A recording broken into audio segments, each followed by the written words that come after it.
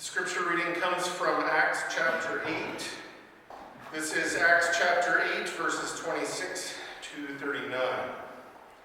An angel of the Lord spoke to Philip. At noon, take the road that leads from Jerusalem to Gaza. This is a desert road. So he did.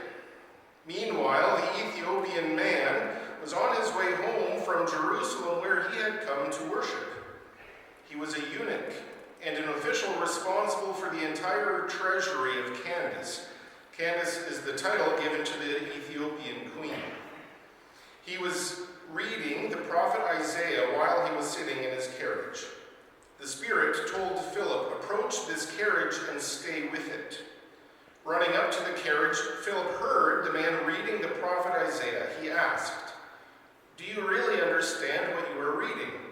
The man replied, "Without someone to guide me, how could I?" Then he invited Philip to climb up and sit with him. This was the passage of Scripture he was reading. Like a sheep he was led to the slaughter, and like a lamb before its shearer is silent, so he didn't open his mouth. In his humiliation, justice was taken away from him. Who can tell the story of his descendants? Because his life was taken from the earth. The eunuch asked Philip, "Tell me, about whom does the prophet say this? Is he talking about himself or someone else?" Starting with that passage, Philip proclaimed the good news about Jesus to him. As he went down the road, they came to some water, and the eunuch said, "Look, water. What would keep me from being baptized?" Philip said to him, "If you believe with all your heart, you can be." The eunuch answered, "I believe that Jesus Christ is God's Son." He ordered that the carriage halt. Both Philip and the eunuch went down to the water where Philip baptized him. When they came up out of the water, the Lord's Spirit suddenly took Philip away. The eunuch never saw him again, but went on his way rejoicing. This story of Philip and the Ethiopian eunuch has so much to draw on. And for some of our ancestors, this story laid out the order of events, meaning that belief would have to come before baptism. Since Philip says in verse 37, "If you believe with all your heart, you can be." And this story can be an encouragement to people who read their Bibles a lot, that if you study and if you have an answer ready, then you can be a part of someone's faith journey.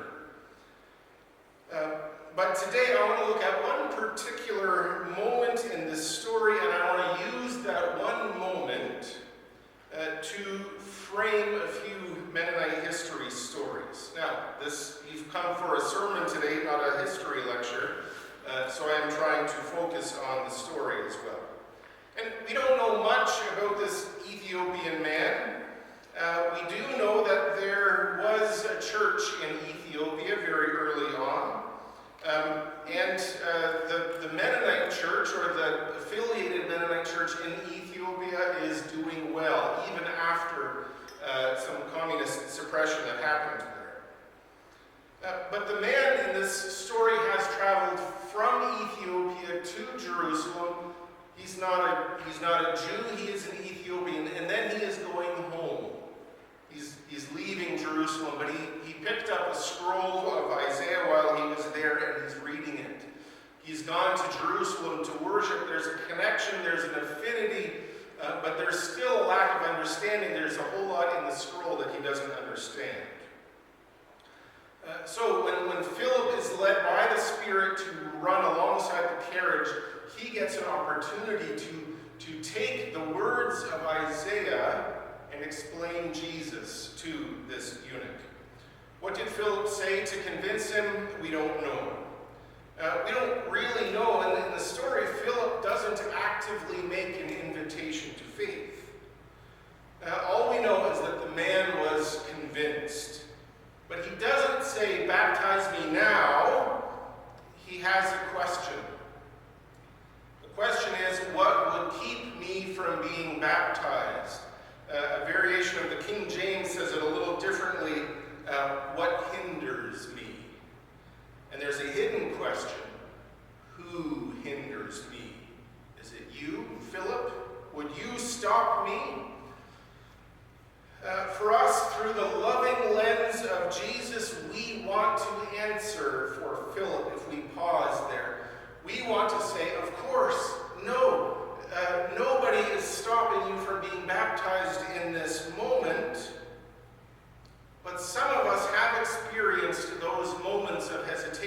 where we know there are some things, perhaps, even though Jesus called everyone to his side, there's a lot written in the Hebrew scriptures that would stop a man like this Ethiopian eunuch from being baptized. Even if he speaks the same language, there would be an accent, there would be difficulty understanding each other. The eunuch was part of the royal court, would likely have had to participate in some Ethiopian tribal religious ceremonies that might disqualify him in a pure Jewish space. And the class difference would have been obvious. Philip would have been running alongside the cart, the carriage in plain clothes, simple clothes, and the Ethiopian would have been wearing wealthy royal clothes. But the eunuch, most importantly, was not circumcised. And by definition, which I won't get into, he couldn't be circumcised. There were things that he could not do to fit in, to belong, to live up to Jewish religious standards. Philip knew this. The eunuch himself almost certainly did know this too. Deuteronomy 23 says that anyone who has altered their genitals like the eunuch had could not be a part of the Lord's assembly. So, Philip, what is it going to be? Even after Jesus has shown you a new way, are you going to stick to the old rules? So for some of you, you've studied and read the books, and you recognize the names of Connor Grable and Felix Mons. And I'm going to add a new story and a new name to the list, and that is the name of Balthasar Hübmaier. And he was also in and around Zurich at the same time in 1525. Interesting note, Robin says that if we have any more kids, we can name the next one Balthasar. She just shook her head. Okay. Now, there are a number of interesting historical connections that are worth pointing out here. As Laura said earlier, we can't really prove that the baptisms in Zurich were the first and the only ones. There's a rule for a reason, so probably there had been other adult baptisms before 1525. And we can't really argue that all of the ones that happened after that were connected to this one. But the reason we know about the ones in Zurich is because people wrote stories about it.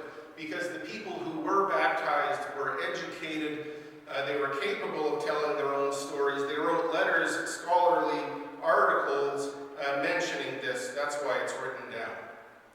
And throughout the 16th century, early Anabaptists were almost always dirt poor. They were more likely to have gone to the school of hard knocks than any kind of school that would let you put letters after your name. Conrad Grable and Felix Mons had a university education, but not as much as Balthasar Hübmaier. So Hübmaier started studying in university in 1503. He ran out of money, worked for a few years, and then he switched schools to Ingolstadt. If you can place things on a map, you probably know more than me. So just for context, so we have the Martyrs' Mirror here. It tells the stories of many Anabaptist radicals. Almost none of them had an education, and almost most of them couldn't read. So their education is down here. Conrad Grable had some university education, so he's up here. It seems Felix Mons had a little bit more, a full degree, like some of us do. But Balthasar Hübmaier is up here at the sort of the Terry Fall level. He had a doctorate. He's highly, highly educated, very articulate in his writing. And once he had all of that education, then he's appointed as a priest in Regensburg. Most of this is happening in Bavaria, so the sort of the southwest corner of Germany, but the southeast corner, but still in what would have been West Germany in recent memory. fit in the structure as a Catholic, Lutheran, and a Baptist? Well, in 1516, when he starts in Regensburg, there isn't a Lutheran or an Anabaptist church to really talk about. But he's still very loyal, extremely loyal to the Catholic system. Some of you know the story of Martin Luther. Part of what made him angry was the church had started to sell indulgences. This is a piece of paper that promised forgiveness of sins, sometimes before you had even committed them. There was a famous salesman who would go from town to town selling indulgences, and he had this little phrase that he would say that when a coin in the cash box rings, a soul from purgatory springs. Very rarely can we translate rhyming words from German to English, but that one does work out. And that salesman's name was John Tetzel. And when Luther was angry about that, the Catholic Church said, okay, we'll have a debate. And they sent a man named John Eck to debate Luther.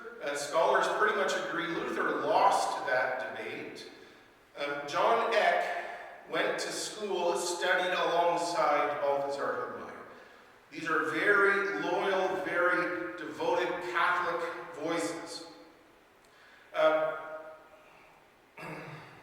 Around the same time as Luther is kind of raising a stink, there was an issue in Regensburg. There was a child had gone missing, and there was a rumor that the Jews in Regensburg had kidnapped this child and sacrificed the child in some sort of cultic ritual.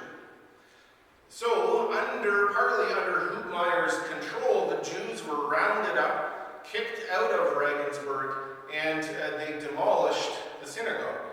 And in the place of that synagogue, they built a Christian chapel, and in the chapel they put a piece of art, a painting that was called the Regensburg Madonna.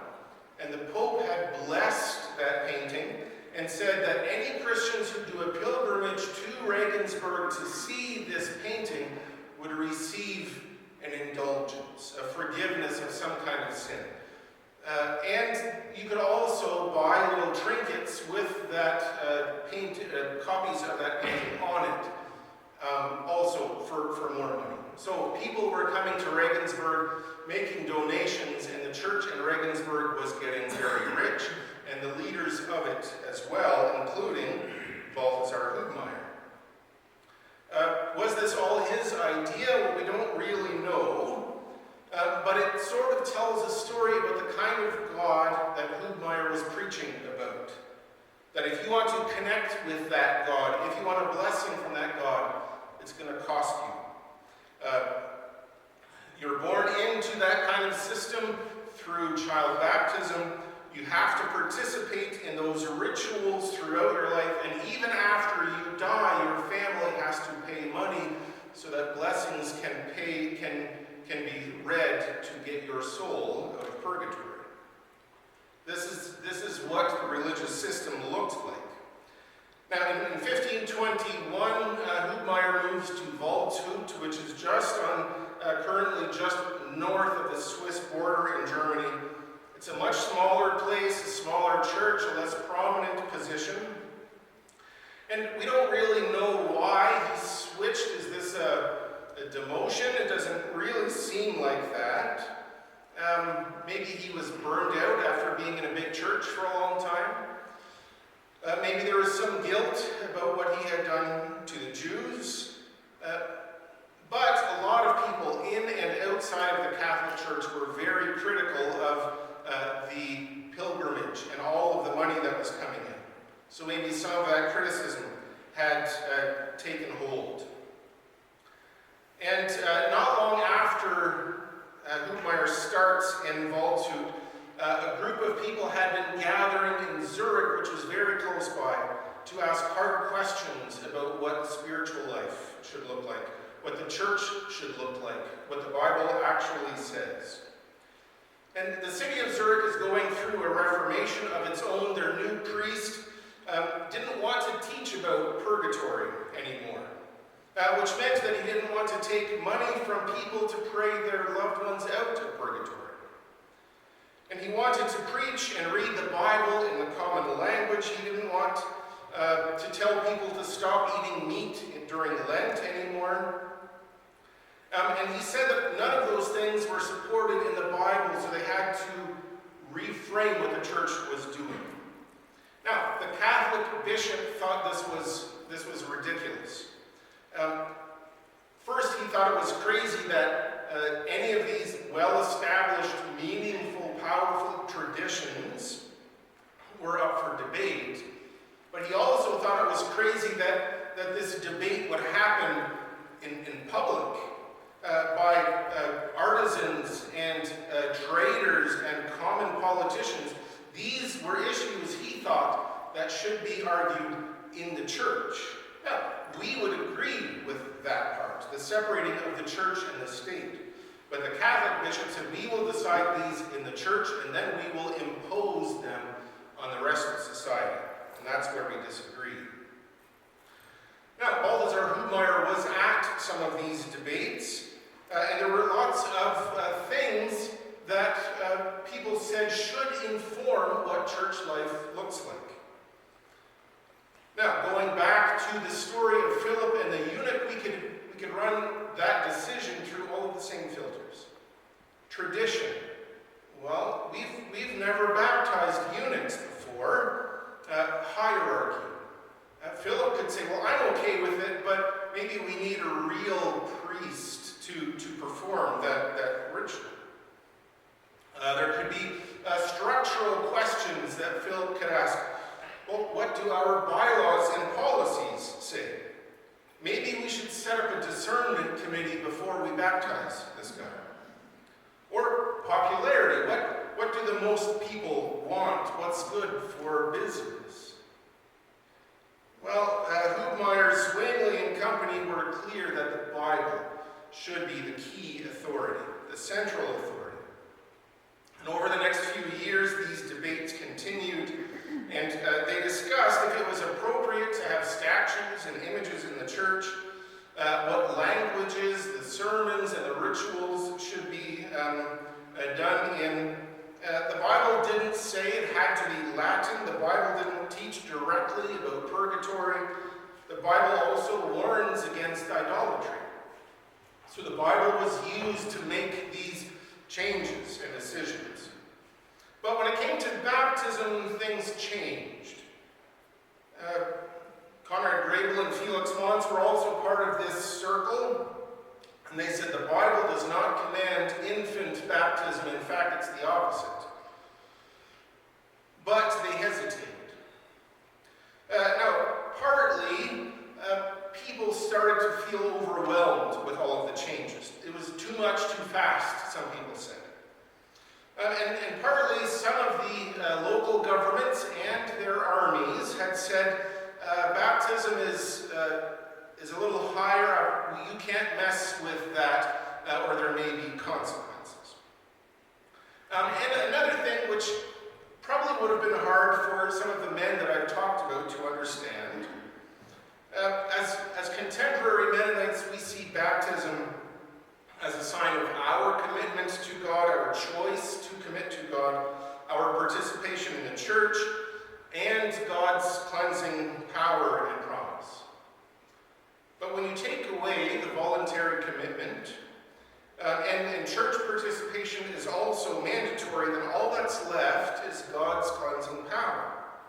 So if baptism is the only way to access that cleansing power, this is bad news if you die before you're baptized. And so you add to this the fact that in this time period, the infant mortality rate was about 250 out of 1,000 births. Whereas right now it's about 4 out of 1,000 births. So there was comfort in thinking that the baptism of your child saved that child from eternal damnation. There's an important connection, though, that maybe some of you are already starting to wonder about. In those days, it was new and refreshing that a person could say, well, let's just turn to the Bible and find the answers there. But now, after 5 centuries of church splits, we have plenty of evidence that either the Bible doesn't have one clear answer, or that it's really hard to figure out what that one answer is. Sometimes it's a subject we can relegate to the academics, like atonement theories maybe. But often the issue that comes up impacts us personally. What do we do about divorce? There are personal issues at stake. There are lives and well-beings at stake. And you know what those issues are in your life, and they're probably not the same as mine. So in other places, the Bible says, sometimes it seems to say that God commands his people to attack and kill their enemies. But in another place, Jesus says to love your enemies. In some places, Paul says that women can't speak, let alone lead in the church, but other places, Paul writes to women who are actively leading. We sometimes want to say, well, it's complicated, there's good and bad on both sides, but we need answers. Deuteronomy 23, which prohibits eunuchs from being in the assembly, says that there can't be Moabites in the assembly. But in Jesus' family tree, Ruth is a Moabite. So, back to Connor Grable and Felix Mons. There was a debate about baptism because of the opposition that they had put up. Ulrich Zwingli and the other reformers were on one side, Connor Grable, Felix Mons, etc. on the other side. Balthasar Hübmaier sat this one out. The radicals said there was no children baptized in the Bible. The reformers said Old Testament circumcision was close enough. The radicals said that the Great Commission and the story of Philip and the eunuch established the order, belief first and then baptism. The reformers said the Bible doesn't work that way. And the city council took the side of the reformers. They told the radicals that they had been proven wrong and they should give up their position. And the radicals said, we will listen to God and not just man. So the council responded by making it illegal to hold your kids back from being baptized, which Connor Grable had done. And a few days later, a bunch of these radicals got together to decide what to do. There weren't going to be any new debates. They couldn't really bring in other scholars. And then the idea hit them. What hinders us from being baptized? It was strange because nobody had done it, because there would be consequences, but it was obvious. The Spirit was leading them in that direction. Tradition will not hinder us. Orthodoxy, policies, debates, they will not hinder us. We will follow the Spirit. We will follow God. When the news of these baptisms got out, the authorities weren't happy. And the news got out because the radicals were talking about it. So the council made more rules. If you were a radical and you weren't a Zurich citizen, you had to leave. George Blaurock, a name you might recognize, was one of them. Willem Reublin was another, and he went from Zurich to Waldshut, where Hübmaier was living, to hide out, but also to tell the story. So, Reublin sits with Hübmaier and a crowd of other people, explains what happened, explained the outcome of the debate, explained the baptism that happened that night, but also the ones that happened after. It didn't stop there. They went out and told other people and invited those other people to participate. So when Hübmaier heard the story, when the other people in the room heard the story, they asked the same question as the radicals. They asked the same question as the eunuch. What hinders us from being baptized? And there weren't any good answers. Now, the next few years were turbulent. There were more baptisms and there were arrests. There were tortures and finally executions. In 1527, Felix Mons is executed only 2 years later in Zurich. Hübmaier went to Waldshut. He tried to balance the forces, teaching about a God who invited us into powerful experiences, teaching about the Spirit's role, teaching about peace, and a God who accepts weaknesses, who receives victims, while also trying to appease the authorities above him.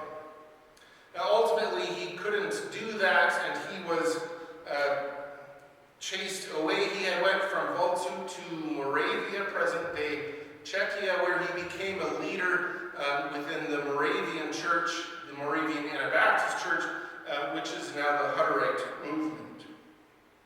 But even there, he couldn't escape the same authorities, and in 1527, in Austria, Hübmaier was executed. But Hübmaier is remembered. There's a plaque near the place where he was executed. He's now remembered positively. If we think about the passage from Isaiah, who will remember him? If his descendants cannot tell his story, God will remember him. Now, we don't know what Philip said to the eunuch, but the lamb being led to the slaughter in Isaiah sounds a lot like Jesus. Coincidentally, it sounds a lot like the Anabaptists who were killed for their beliefs. This paints a different kind of picture of God, a God who hears, a God who receives victims. Nobody stopped that baptism. And interestingly, in the story, it's only when Philip says, "Yes, I will baptize him," that the carriage is stopped. Nobody stopped the baptism. The baptism stopped everything else. So on an anniversary like this, it isn't enough to just remember the names and the places and the dates. We remember the joy. We remember the moving of the Spirit and the love that they shared for each other. Sadly, we don't know what happened to the eunuch after this story, but we know that he left with joy. So may we experience the same this